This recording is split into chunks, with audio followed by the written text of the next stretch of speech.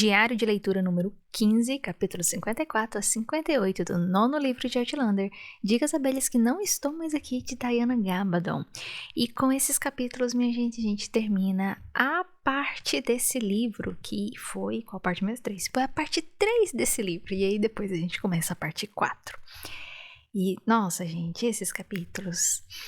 Eu achei que foi muito bom terminar essa parte com esses capítulos, porque dá realmente aquela sensação de revigoração, sabe? Assim, de que terminou um negócio ali, vai começar outro melhor ainda. Porque olha só, capítulo 54, vamos começar por aí, né? Nossa, eu chorei tanto nesse capítulo, mas tanto. E até o momento eu acho que eu posso dizer que esse é o meu capítulo preferido do livro. A gente vê a Claire indo fazer o parto de uma pessoa que ela não conhece, que a família ela não conhece, nem sabe, ninguém sabe nada dessa família. Uma mocinha de 12, 13 anos, ela é um pouco mais velha que a Fanny, então acho que ela tem 13. Chega lá pra pedir ajuda, porque a mãe dela tá num parto e tem alguma coisa errada. E aí a Claire, na hora que bate na porta, né, a Claire até se assusta. Será que é alguma coisa de briga, né, alguma coisa assim que precisa do Jamie? Porque em vários momentos desse capítulo não, do livro até o momento, não lembro se eu comentei aqui já, mas eles se referem ao Jamie como sendo a polícia da Cordilheira e a Claire como a ambulância. E ela fica refletindo se aquela emergência naquele momento é algo da polícia ou da ambulância resolver. E na verdade era algo para a ambulância resolver, né? Então era um parto que estava acontecendo, que já estava com algumas complicações e a Claire vai para poder ajudar. Durante esse trajeto, eles vão com o Clarence, né, que é o burro, né, deles, e a Miranda, que é a mula, que é da Fanny, né, que o William deixou com ela. É isso mesmo? Acho que é. Ih, não lembro agora, gente. Mas, ó, enfim, chegou lá, né, foram montados no mula e no burro. No burro e na mula. E aí, chegou lá e a Claire vai auxiliar nesse parto. E eu acho que foi tão emotivo todo o processo ali dela ajudar. Primeiro eles chegar e ver que o esposo da Susana é o nome da mãe da menina, que é a Agnes. Esse esposo dela, ele é meio indígena, meio Cherokee, e ele... eu não vi com a cara dele, não. Ele tava bêbado e tudo mais, e deu um tapa na Agnes, então... enfim, ele não é nada amigável. Mas aí, a Susana, ela tá lá dando a luz, né? Tá parindo a criança, e tá tendo problema nesse parto, e a Claire consegue identificar que são duas crianças. A Claire fica preocupada de ser alguma anomalia, alguma coisa, de gêmeos siameses, ou então uma criança com duas cabeças... Mas logo ali, por meio do tato, ela consegue identificar que são gêmeos mesmo e que tem um deles que não tá se mexendo. E devido a todo o esforço que já foi feito, a todo o tempo que a Susana tá ali tentando dar luz, a Claire chega à conclusão de que esses gêmeos estão embolados e que não vai sair e que ela vai precisar fazer uma cesárea de emergência. E na hora que ela fala isso, nossa, gente, nossa senhora... Eu fiquei, assim, muito sentida, muito emotiva de pensar, assim, que pra Claire chegar nesse ponto de estar ali conversando com a mãe, ver todo o estado e tipo assim, olha, não tem jeito. A única coisa que pode fazer é eu tentar te abrir e tirar essas crianças. E ela fala que provavelmente a Susana vai acabar morrendo nesse processo. E a Agnes ouve isso, o Jamie ouve isso ali, e o Jamie fala, não, vai ficar tudo bem, pode ficar tranquila, né? E a Agnes fala, não, mas a Claire falou que a minha mãe vai morrer, né? Ele, não, eu confio mais na Claire do que ela mesma. Aí é bom de ver esse relacionamento da Claire e do Jamie em relação a essa confiança que um tem no outro, né? Que o Jamie tem na Claire. Mas na hora que eles movimentam ali pra poder fazer essa cesárea, que a Claire vai abrir a moça. Nossa, gente, já começou a me dar uma agonia, um trem assim, de ler naquilo. E pensar o que vai acontecer, gente, o que tá acontecendo nesse capítulo, da onde que surgiu isso? Aí, naquele segundinho ali, antes da Claire abrir a barriga da mulher, a mulher tem mais uma contração e a criança sai. A criança vem ao mundo, é um menino, e aí depois que esse menino nasce, a Claire fica até aliviada, né, tipo, não precisou fazer a cesárea, e ela vai ali tentar encontrar a próxima criança, né, puxar pelo pé ali, e quando ela consegue tirar a segunda criança, o segundo bebê, ela identifica que é uma menina, e que a menina já tá sem vida. E esse momento que ela vê essa criança prematura, pequenininha, sem vida, tanto ela quanto o Jamie, eles se lembram muito da Fate, que foi a filha deles, que nasceu assim, prematura e que não sobreviveu. E foi algo muito sentimental de ler ali, gente. Nossa, eu acho que todo mundo que lê esse capítulo deve se sentir assim, né? Não tem lógica. E E a Claire acaba assim, se lembrando até da Malva, do parto que ela fez ali da Malva, onde abria a barriga dela pra tirar o bebezinho. E ela tá ali tentando com essa criança morta nos braços. E aí ela se lembra do que o Roger falou pra ela, de como que o Dr. McWilliam tinha feito pra poder cuidar do Bucky, lá com todo o esquema da luz azul. E aí ela se lembra disso, dela tá tentando isso com o Roger. E ela tenta, gente. E ela tenta ali fazer um movimento com as mãos e tentar replicar esse tatum, tatum, tatum do coração, esse batimento. E a criança começa a voltar à vida. E a criança, o coração dela volta a bater sozinho, ali sozinho sim, né? Com essa interferência da Claire. E assim, o Jamie até tenta pegar a criança e tal, e a Claire, não consigo, porque ela tava ali muito apegada a isso, então... Nossa, foi muito emotivo, muito emotivo. É perigoso eu começar a chorar aqui de novo enquanto eu tô gravando, porque, nossa... E nesse momento todo, a Agnes, a jovenzinha que foi buscar a Claire, sabe-se lá como que a Agnes sabia da existência da Claire, né? E foi lá porque a Claire não sabia da existência deles. E ela ajuda a mãe dela ali pra poder fazer movimentos na barriga dela, pro útero continuar se contraindo pra voltar ao tamanho normal e tudo mais, todos esses detalhes médicos. E a Claire consegue. E ela vai e pergunta pro Jamie, depois que eles saem lá da casa dele, qual a cor que tá o cabelo dela. De que cor são meus cabelos? E aí, nessa hora a gente arrepia. E aí o Jamie vai e responde: de todas as cores do mundo. Mas aqui, em volta do seu rosto, estão da cor do luar. E fala uma palavra em gaélico aí, que deve ser minha querida, alguma coisa assim, né? E, nossa, aí a gente vê essa parte, no final dessa terceira parte do livro, a Claire com o cabelo dela já branco, né? Malhado, como diz a Mandy lá no início. E que esse cabelo dela tá ficando branco e que em volta do rosto, ali na franja, provavelmente, tá todo branquinho. E ela já teve essa primeira aparição desses poderes dela ali, de curar os outros e trazer essa criança de volta à vida. E é isso, eu não sei nem o que pensar direito desse capítulo. Eu sei que eu fiquei assim... destruída terminando de ler. Tem 2 horas que eu terminei de ler ele. E eu fiquei uns 20 minutos assim olhando pra esse capítulo e pensando. E relendo o finalzinho pra entender realmente se a criança tinha voltado à vida. Porque assim, não ficou assim claro com todas as palavras possíveis. Pelo menos na minha interpretação. Mas sim, a criança voltou à vida. E eu fiquei contente com isso. Então acho que a gente pode esperar a Claire tentando lidar um pouco mais com essa questão desses poderes dela, dessa luz azul. Às vezes até pra ter uma melhora a mais no quadro do Roger, né? Vamos ver o que acontece nas próximas cenas. E aí, capítulo 55, O Veneno do Vento Norte. A gente vê a Rachel e o Ian em casa. Eles são acordados no meio da noite por alguns amigos Mohawk do Ian, que vai lá. E a Rachel escuta o nome em Mohawk da Emily. E ela entende que é alguma notícia dela. E a notícia que esses amigos do Ian veio trazer foi que teve um massacre lá. Justamente por toda essa questão da guerra que tá acontecendo. E eles não sabem nem dizer se a Emily tá viva ou não, que eles viram a Emily 5 meses antes daquilo. Mas foram levar essas notícias pro Ian. O Ian fica um pouco atordoado. A Rachel percebe isso. A Rachel deixa pra perguntar mais detalhes da Emily depois só. E eles chegam à conclusão ali juntos de que o Ian, ele quer encontrar, ele quer saber o que aconteceu. Então eles decidem que o Ian quer ir, né? Ele tem que ir. E a Rachel fala, não, você não tem que ir, nós temos que ir. É claro que temos que ir. E nisso o Ian conta pra ela sobre a possibilidade da Emily ter um filho que é dele. Não só as crianças que nasceram mortas ali, que não vingou, que não deu certo nenhum filho que ele teve com ela. E ele tinha esse medo em relação a Rachel, de não conseguir ter filhos com a Rachel também. Mas que E aí ele fala que, tipo, tem um que eu acho que ele pode ser meu filho. E na hora que ele falou isso, eu falei assim, mas já não tinha ficado claro que o menino era filho dele? Aí eu voltei lá no capítulo. Cadê? Tá até aberta aqui a aba. Que é no livro Ecos do Futuro, que é quando o Ian visita a Emily lá, pede desculpa, e assim, tem um final, né? Tem um fechamento nessa história toda, e ele conhece os filhos dela, e um dos filhos dela, que ela pede o Ian pra batizar ele, aí ele batiza como o mais rápido dos lagartos, e esse filho, essa criança que tinha 5 anos nessa ocasião aí no livro Ecos do Futuro, conta pra ele que minha mãe me falou que eu era filho do seu espírito, mas que eu não deveria dizer isso pro meu pai. Na minha cabeça, essa frase que o criança fala para o Ian, já fica super claro que ele é filho dele. Tanto é que eu acho que eu falei isso nos outros vídeos aqui e tal, e várias pessoas até falam, não, mas não foi confirmado, assim, isso não é confirmado no livro Ecos do Futuro. Mas na minha cabeça, na minha interpretação, se a criança tá falando isso, é porque a Emily tá falando isso, e é isso.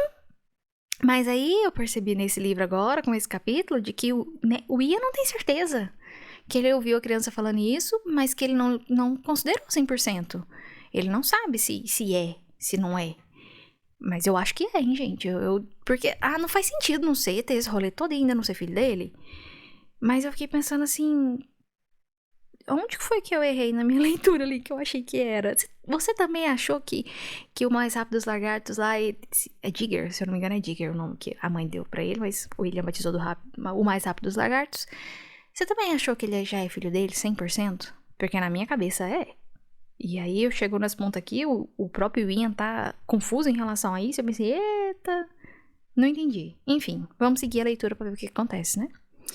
Capítulo 56, a gente vê a Rachel conversando com a Jenny. A gente vê uma relação interessante aí entre sogra e nora. E a Rachel, ela vai contar pra Jenny que ela quer viajar.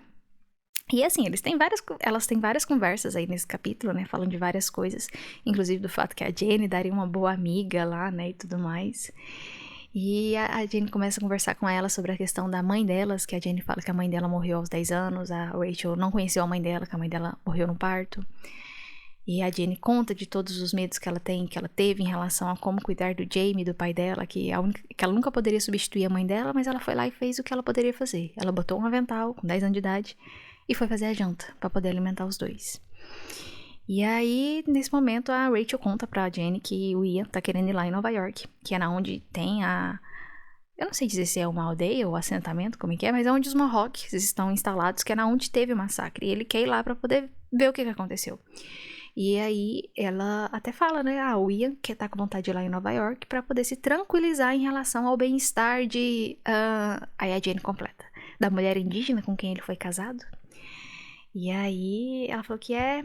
E aí a Rachel fala, eu vou com ele. Aí a Jenny, eu achei que você fosse mesmo. Aí a Rachel achou, né, tá, né. E ela entende e tudo mais. E a Jenny fica preocupada com o neto dela, né, tipo, você não tem medo de levar o Og, né, assim, nessa viagem tão longa, no meio de uma guerra. E a Rachel, sensata do jeito que a Rachel é, nossa, tanto que eu amo o jeito que a Rachel pensa, como ela encara situações. Ela fala, você deixaria seu marido percorrer sozinho 1000 quilômetros para resgatar a primeira esposa e os 3 filhos, sendo que o mais velho tem a possibilidade de ser dele?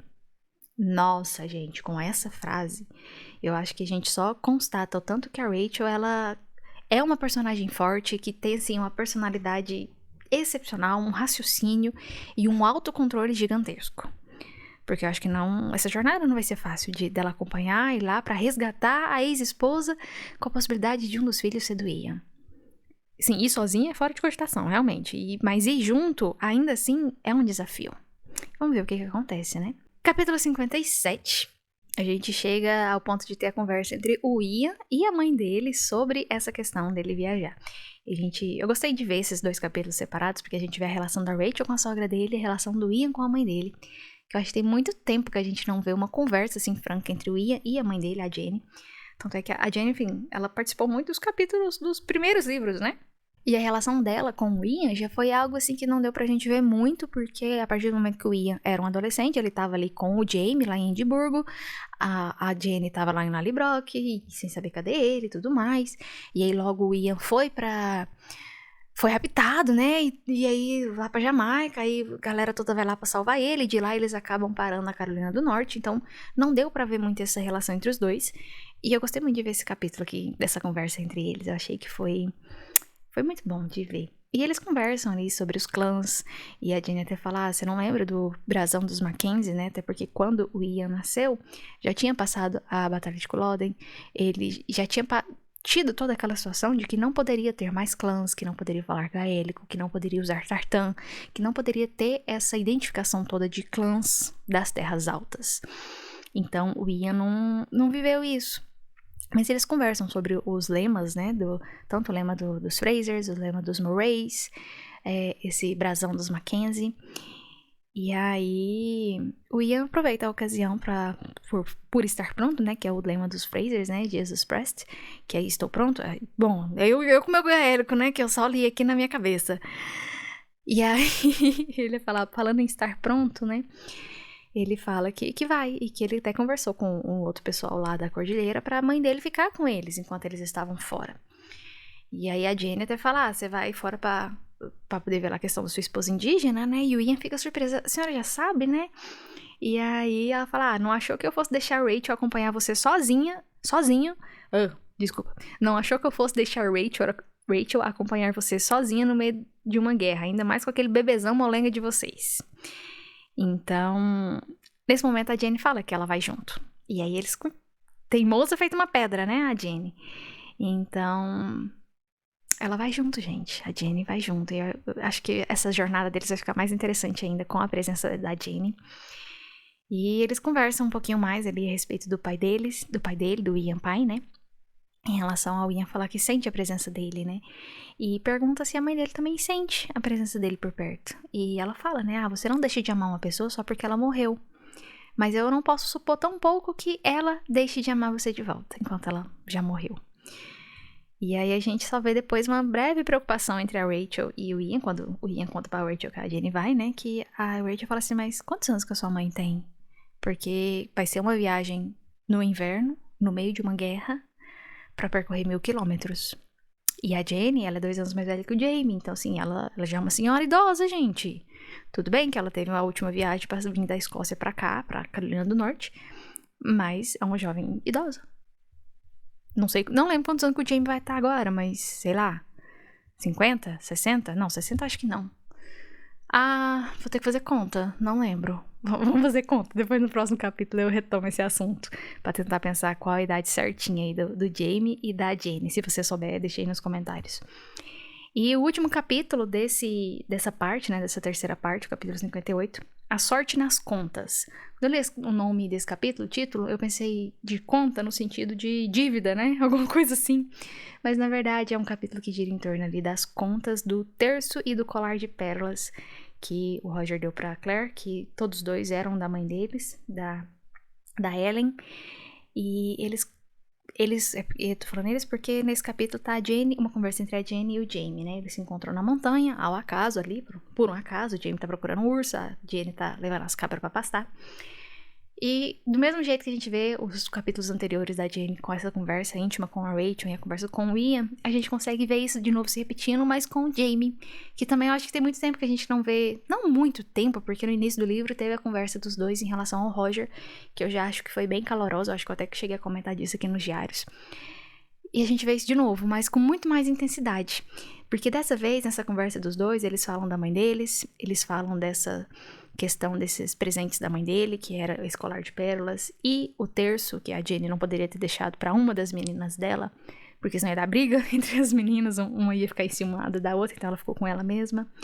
Eles conversam da origem desse terço, falam da mãe dele em relação ao pai deles, e aos outros pretendentes que ela tinha, que o terço foi um presente de um dos pretendentes, e que o colar de pérolas, o Brian pediu um mortar pra poder comprar pra ele. Vendeu uma terra lá e pediu pra comprar, porque ele falou, não posso deixar minha esposa com um terço de pérolas aqui, sendo que ela é minha esposa, né? Eu que tenho que dar alguma coisa, e foi lá e comprou o colar de pérolas. Mas acontece que o mortar, ele era apaixonado na Ellen. E eles conversam a respeito disso, e em relação a isso eles começam a relembrar ali no momento da Batalha de Culloden, os últimos momentos que o Jamie teve com o mortar.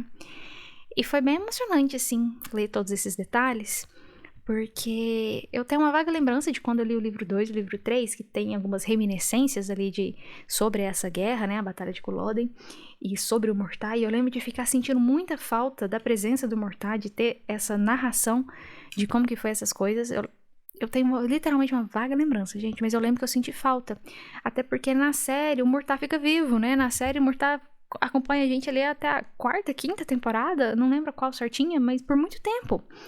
E acho que foi uma ótima decisão da série manter o Murtagh, porque ele é um personagem, assim, excepcional, eu acho que ele adicionou muito. Mas nos livros ele não aparece mais, assim, ele morre lá em Culloden, Ele é mencionado raramente como o padrinho do Jaime ali, em uma ou outra conversa. E agora a gente consegue ver essa narração desses últimos momentos do Murtagh com o Jaime, ali em Culloden. E aí, na minha mente, ficou um pouco confuso, porque eu acho que na série passou essas cenas. E aí eu não me recordo se eles estão só repetindo, se isso já tá escrito lá no livro 2 ou no livro 3. Eu quero reler esses livros ainda de novo, depois que eu acabar esse diário, e depois a gente vê, mas...